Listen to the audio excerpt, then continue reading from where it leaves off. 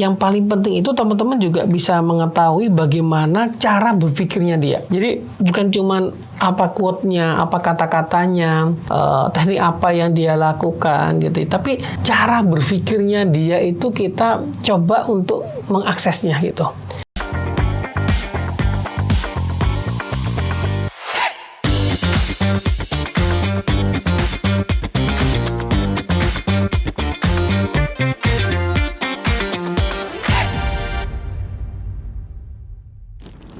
Assalamualaikum warahmatullahi wabarakatuh. Kita bahas ini video yang kedua ya, chapter 2 tentang membangun bisnis. Nah, teman-teman, tadi di chapter pertama kita bahas tentang mimpi.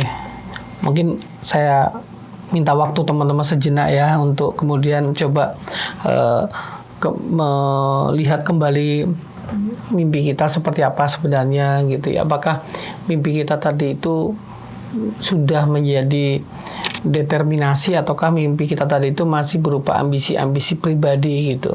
Apakah sudah punya dampak sebagai rahmatan lil alamin ataukah masih punya dampak untuk kepentingan-kepentingan individu atau mungkin kepentingan-kepentingan keluarga ya lingkup yang masih kecil gitu.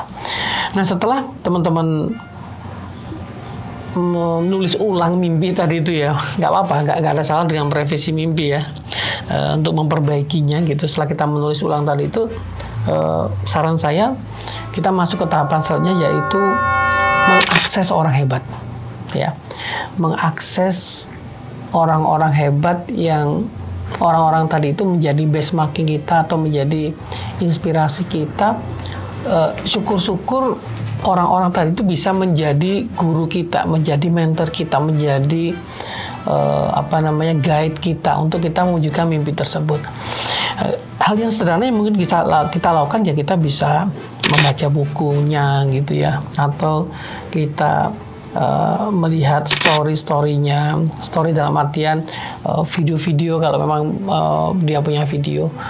Atau saran saya paling penting itu mengakses langsung ya, merasakan vibrasi, merasakan ruh, merasakan soul dari orang-orang yang kita benchmarking tadi itu energinya beda sekali ya. Itu kita akan punya sebuah kekuatan yang menurut saya luar biasa ya, ketika kita bisa melihat.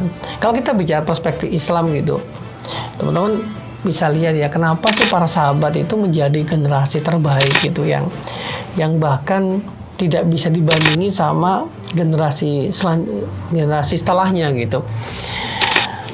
Ashabul awwalin ya, orang-orang yang awal. Nah, karena mereka mengakses Rasulullah SAW ya, mereka mengakses Nabi Muhammad secara langsung, melihat langsung, bahkan berjuang langsung bersama-sama dengan Rasulullah SAW. Jadi akses itu penting sekali.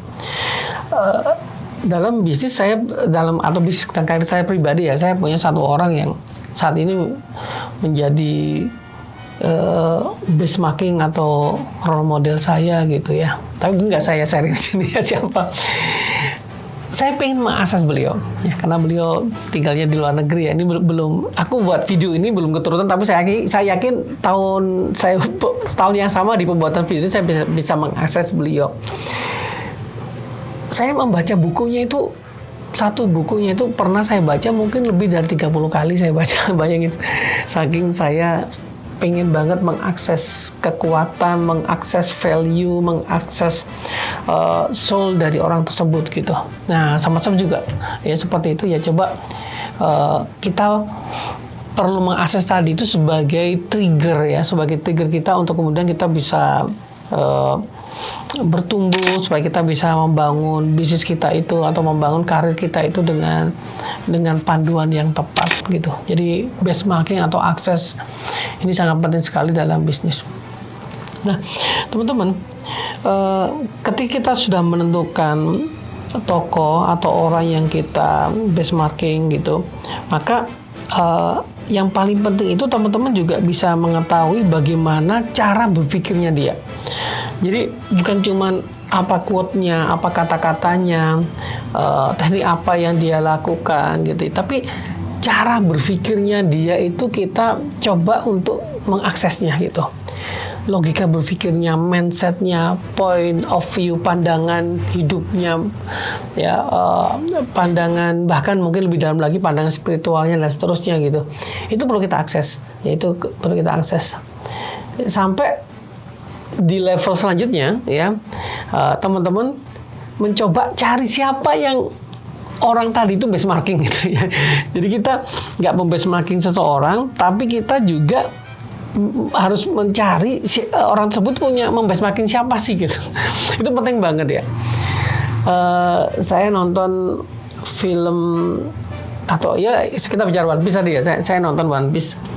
Ya saya ketika nonton One Piece itu bukan kadang lihat cerita One Piece-nya, tapi saya lihat kok bisa si Oda itu berpikir se-novelty itu gitu ya, berpikir seunik itu yang membuat kita itu kadang kok sampai kepikiran ke sana ya gitu. Nah saya mengakses itu.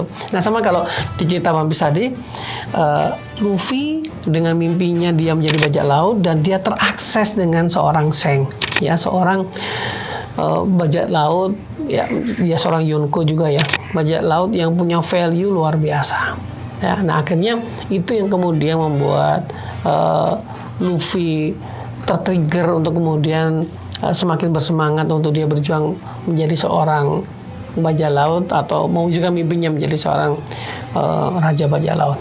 Jadi mengakses orang-orang hebat tadi itu memang menurut saya pekerjaan yang penting yang harus kita usahakan ya, benar-benar diusahakan. Nggak cuman kayak ya kalau sempat gitu, itu diusahain.